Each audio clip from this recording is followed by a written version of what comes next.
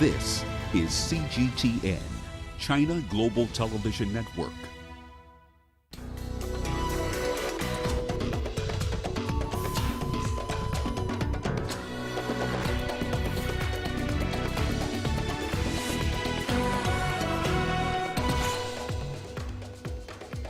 Chinese President Xi Jinping calls for high-quality development to improve people's lives in the country. China's Foreign Minister Wang Yi outlines the country's diplomatic policies and relations with other countries. And why China remains Africa's biggest development partner and the prospects of future partnerships.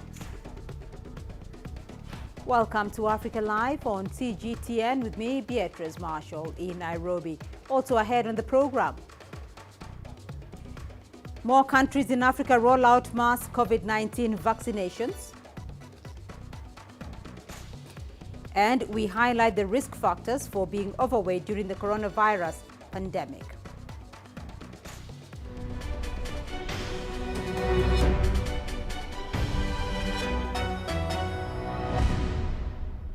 Chinese President Xi Jinping is calling for more efforts to achieve high-quality development and improve people's lives. He spoke while meeting with deputies from Qinghai province during the ongoing National People's Congress. Ehad Vermak has the story. Qinghai province in the northwest of China is a source of major rivers, and Chinese President Xi Jinping urged more efforts to protect the region's ecology. Xi Jinping said Qinghai should apply a new model of development and foster new development patterns to achieve high-quality development. He urged Qinghai to make full use of its advantages and resources to create a green and low-carbon circular economic development system. He said Qinghai plays a vital role in China's sustainable development, and the province should strengthen protection of the nation's ecological security. Xi Jinping said Qinghai should continue to focus on improving people's well-being and coordinate development between urban and rural areas and between regions. He urged efforts to effectively integrate the consolidation of poverty alleviation achievements and rural vitalization. Xi Jinping said Qinghai should strengthen ethnic unity and create a better home for all ethnic groups. And on the 100th anniversary of the Communist Party of China, he stressed the importance of learning the party's history. He said party members should stay true to the party's founding mission and guide the public to build a modern socialist country in an all-round way. Erhard Vermark, CGTN. China has been instrumental in helping African countries contain the COVID-19 pandemic. Foreign Minister Wang Yi says China is committed to bringing African economies back on track, and the China-Africa cooperation is among the country's top priorities. China-Africa cooperation stands as a model of South-South cooperation and a fine example of international cooperation with Africa. To help African countries fight the pandemic and bring the economy back on track is a top priority for China-Africa cooperation. Last year, President Xi Jinping initiated and hosted the extraordinary China-Africa Summit on Solidarity and announced a host of new support measures. We've provided close to 120 batches of emergency supplies to Africa and sent medical expert teams to 15 African countries. We have started to provide COVID vaccines to 35 African countries and the AU Commission. The construction of the Africa CDC headquarters, a project for which we are glad to provide assistance, has started, and cooperation between 30 pairs of Chinese and African hospitals is well underway. China and Ethiopia have signed a memorandum of understanding with a view to establishing a cooperation mechanism between the Chinese Embassy and the Ethiopian Federal Police Commission. The main objective is to safeguard the security of major cooperation projects in Ethiopia. The Chinese Embassy has also donated a batch of security equipment for safe operations along the Addis Ababa-Djibouti Railway. Chinese Ambassador to Ethiopia, Shao Shihuan, says the equipment will help improve the railway security inspection efficiency. According to data released by the Ethiopian Investment Commission, The Chinese companies have invested more than 1,600 projects in Ethiopia. The projects have helped create about 1 million jobs in the country. Ethiopia's Federal Police Commissioner Demelash Gabriel-Michael says the new MOU will also enable Ethiopia's police service achieve its goal of becoming one of the top police forces in Africa. Well, bilateral trade between China and Egypt has increased from $5 billion to over $15 billion in the last 5 years. Chinese investments in the North African state have nearly tripled to $7.7 billion over the same period.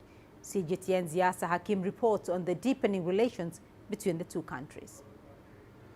China has intensified its cooperation with Africa, and one of the countries that has benefited from the increased relations is Egypt. Over the past decade, China's industrial developer, Tianjin Economic Technological Development Area, has been developing a total of around 7.23 square kilometers in Egypt's Suez Canal Economic Zone in Ain al-Sukhna district of Suez province. There is also an ongoing joint project to establish a light rail to connect new cities on the outskirts of Cairo. But the most eye-catching project is the ultra-modern state-of-the-art central business district at Egypt's new administrative capital. Standing in the middle of the new capital, surrounded by 20 towers at the business district, is the iconic tower, the tallest of its kind in Africa and a symbol of the importance of the new capital to Egypt and the continent. The central business district, including the 385-meter-tall iconic tower, is being constructed by China State Construction and Engineering Company at a cost of nearly $4 billion in the outskirts of Cairo. CBD. The Central Business District project is the crown of the whole new capital, with multifunctional areas, office areas, high-grade hotels and residences. The iconic tower project is the pearl of the CBD project, with great aesthetics, and the workers are giving it extra attention. The whole CBD project, including the iconic tower, plays a leading role in all aspects of construction, such as technology and quality for the new capital, which is also the result of the joint efforts of all our Egyptian engineers and workers and all the Chinese engineers and workers. Despite the COVID-19 crisis, Chinese companies working in mega national projects in Egypt continued their progress non-stop while maintaining precautionary measures. And top officials here view the project as a milestone for the North African country.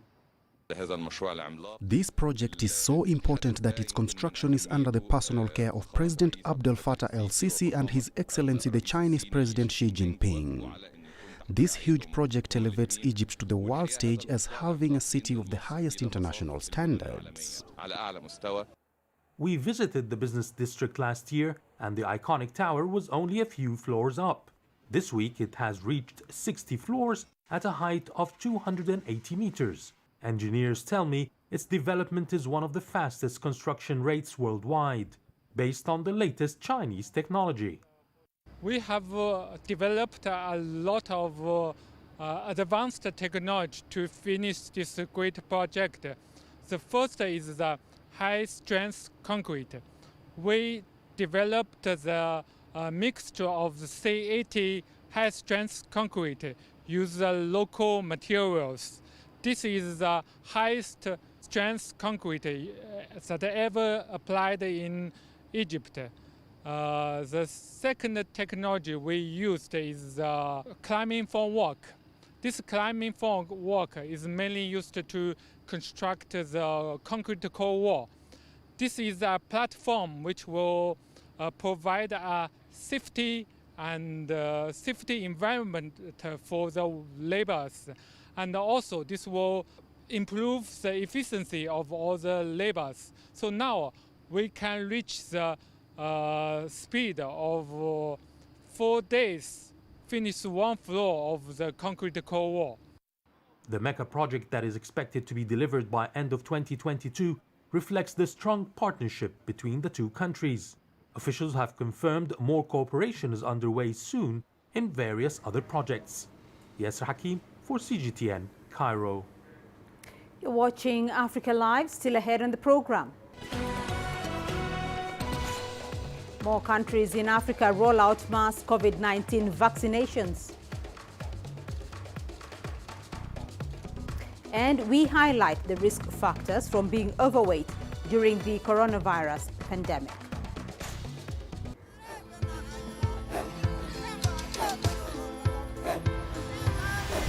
Africa is a continent of diversity, with varied climates and enchanting geography, and a people so distinct, but with a shared enduring spirit.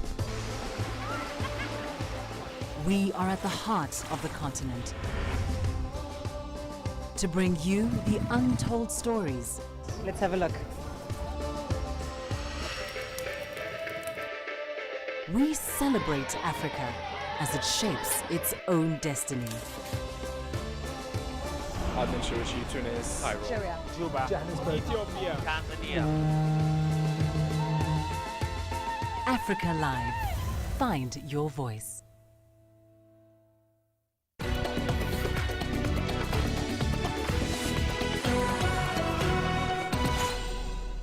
China's foreign minister held a news conference on Sunday for 2 hours, answering questions on the country's diplomatic policies and relations with other countries. CGTN's Sheng Yibing has more. Wang Yi began by the commitment to the global fight against COVID-19. China will continue to cooperate with other countries in solidarity and work tirelessly towards humanity's final victory against this pandemic. China is now providing free vaccine aid to 69 countries in emergency need and exporting to 43 countries. Wang said as many as 17 Chinese vaccines have received or are receiving clinical tests. He added China would donate vaccines to global peacekeepers and Olympic athletes. China opposes vaccine nationalism and rejects any vaccine divide or any attempt to politicize vaccine cooperation. Wang stressed the UN's role in the international system, as well as the multilateralism embedded in its charter. True multilateralism means observing the purposes and principles of the UN Charter, upholding the UN-centered international system, and making international relations more democratic. This year marks the 20th anniversary of China's accession to the World Trade Organization. The Chinese foreign minister said all countries and regions should stay committed to the principle of win-win cooperation and find solutions together. The answer is not to retreat into protectionism, isolation, or decoupling, but to work together to make globalization more open, inclusive, balanced, and beneficial for all. In terms of China's massive international development project, the Belt and Road Initiative, Wang Yi said China would continue to promote cooperation with all players so the initiative can be the robust engine for the post-pandemic global economic recovery. He praised ties with Russia, saying they were standing together to maintain world peace and stability. Japan is due to host the Summer Olympics later this year, and China the Winter Games next February. He said the two countries would work together to ensure their success. And on the United States, Wang stressed the importance of dialogue. What matters most is to manage the differences and disagreements effectively through candid communication to prevent strategic miscalculation and avoid conflict and confrontation. When asked about the current situation in Hong Kong, Wang said improving the region's electoral system was a domestic affair. It was to ensure patriots were administering Hong Kong. On Taiwan, he said the two sides would surely be reunited, and this was the collective will of the entire Chinese nation. And he called for truthful and objective views on issues related to the autonomous regions of Xinjiang and Tibet. I hope that when reporting on China, foreign journalists will not apply any filter to their camera, beauty or gloomy. Truthful, objective, and fair stories will always appeal to people and can stand the scrutiny of the history. China says it will join hands with other countries to address global challenges like global economic recovery, infectious diseases, and climate change. And China also says it will continue to pursue the policy of opening up and cooperation and promote the building of the new type of international relations with a shared future for mankind. Zheng Yibing, CGTN, Beijing.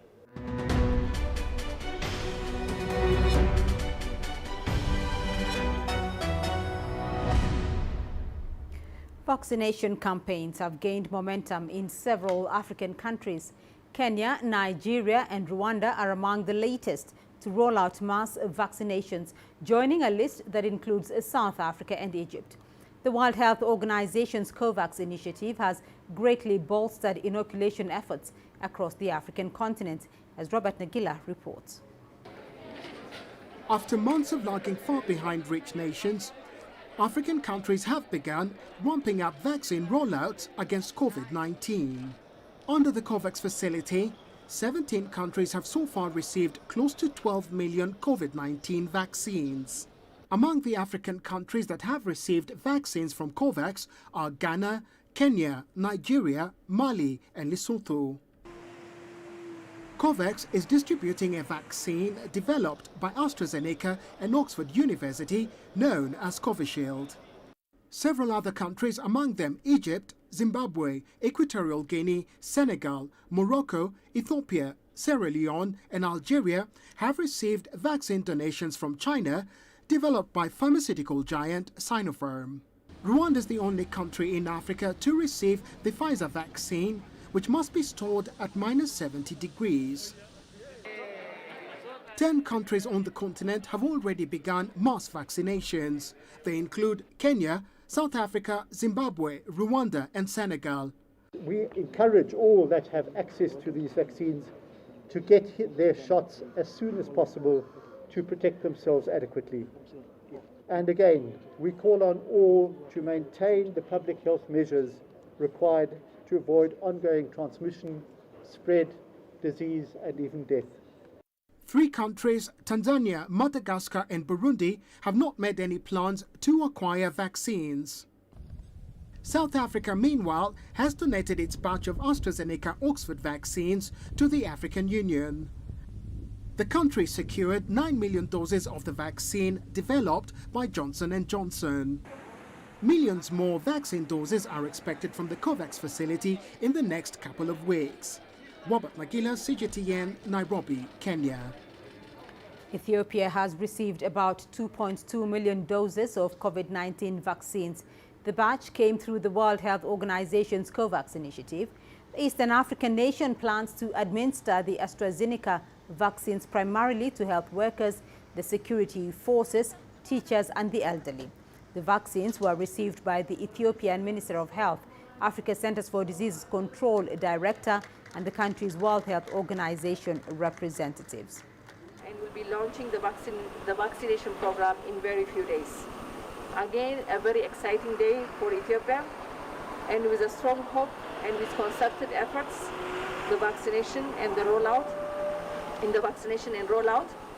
I'm very hopeful and believe we will beat this pandemic, combining it with all the public health and other measures that are needed. Meanwhile, Nigeria's President Muhammadu Buhari and Vice President Yemi Osinbajo have been vaccinated against COVID-19. This happened less than 24 hours after the first round of the vaccines were administered to frontline health workers in the country's capital, Abuja. CGTN's Kelechi Emekalam reports. President Muhammadu Buhari and his vice, Yemi Osinbajo, taking their first shot of the Oxford AstraZeneca vaccine. A move geared towards boosting the confidence of citizens. To commend it to all eligible Nigerians to do same so that we can be protected from the virus. I urge all state governments, traditional and religious leaders to take the lead in the mobilization effort within their environment and spheres of influence.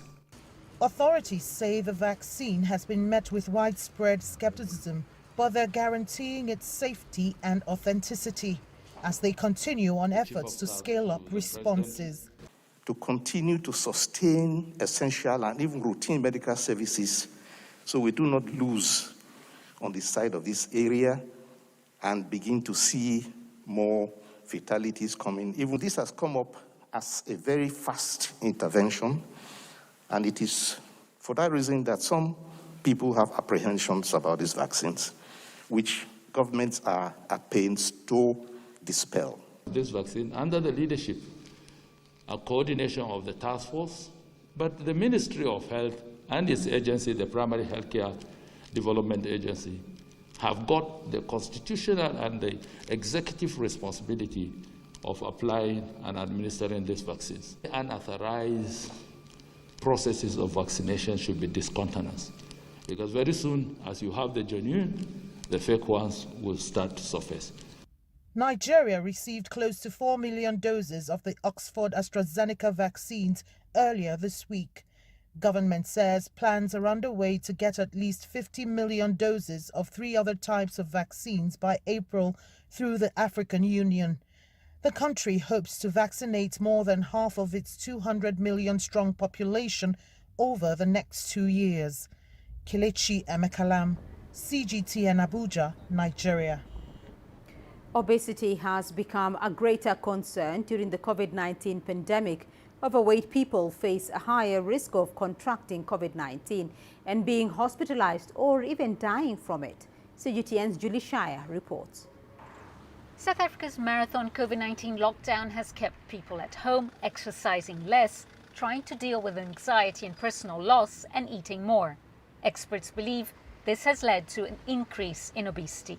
According to medical aid group Discovery, 70% of women, a third of men, and 13% of children in the country suffer from the condition, double the global average. One of the problems with obesity is that once it sets in, your body actually tries to maintain it. So you're not just battling willpower or anything like that. There's a whole lot of physical processes that support obesity, if you will. And once that's put in place, you've got to get really deliberate and really using science to get those things back to levels where you'd like them to be. A body mass index over 30, which takes height and weight into account, is considered obese. Obesity can lead to chronic diseases such as strokes, heart attacks, lung conditions, and now severe COVID-19 infections. When people had a BMI, for example, of over 40, they didn't do as well, basically, when ventilated as people at a lower BMI. Obesity, by the way, is more of an indicator for an adverse result with COVID than any other single comorbidity. So there is a definite correlation between how well people manage with COVID once they develop symptoms and their obesity. One thing doesn't change, whether the pandemic was here or not. Being overweight or obese puts you at risk for many medical conditions. So the pandemic has put a strain on that, but it didn't change the fact that it was already a problem. Obesity rates have tripled globally since 1975, with 650 million people considered overweight. It's important to continue talking about obesity as a complex disease. Eating healthy is just one part of the solution. Obesity is preventable, and that's the key to remember. 80% of weight loss comes from eating. So if you eat good, you look good, and you feel good.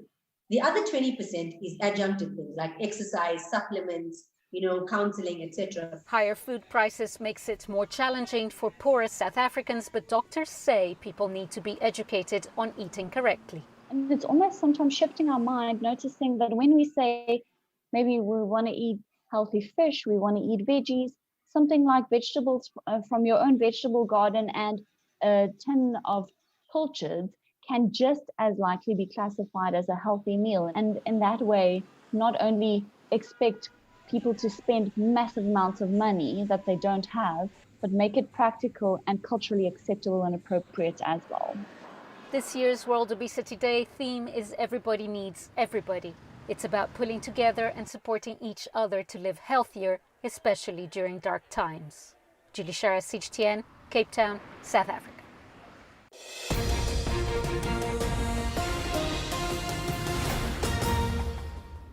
And we are receiving news just in. Casualties are being feared in Equatorial Guinea after a series of explosions hit the country's main commercial city. Eyewitnesses have been quoted saying 4 blasts went off in the city of Bata in the afternoon hours. The country's state television said there had been fatalities and many people have been injured.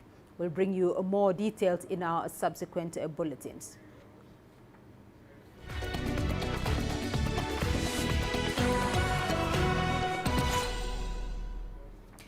Well, let's now take a look at your sports news. Members of Barcelona Football Club, including star players like Lionel Messi and 3 presidential candidates, voted on Sunday